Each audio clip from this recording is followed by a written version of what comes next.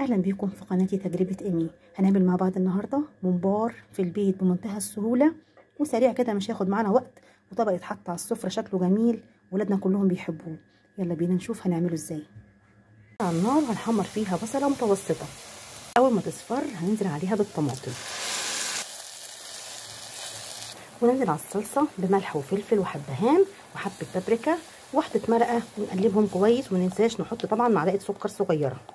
سباكه الصلصه ننزل عليها بالبقدونس والفلفل ونقلبهم كويس مع الصلصه، وننزل عليهم بالرز المغسول ونقلبهم كويس، ونجهز بقى التوابل بتاعتنا. قطعت على الخلطه طماطميه صغيره كده، انا بحبها في خلطه المحشي دايما، وحطيت ملح وفلفل وحبهان وكزبره ناشفه وحبه كمون وحبه بابريكا للي عاوز، وشطه للي بيحب المحشي بتاعه حامي، ونقلب. يلا بقى نحشي. كده انا خلصت الممبار بتاعي، الكميه بتاعتي كلها. حله سخنه بقى على النار وانزل بالممبار. انا مش بحط في الميه اي حاجه، هنسيبها لغايه ما تستوي وما نغطيش الحله عليها عشان ما تفكش مننا. دلوقتي هنحمر الممبار.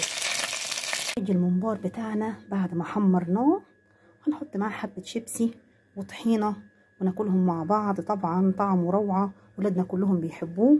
يا رب يكون عجبكم، وبالهنا والشفا.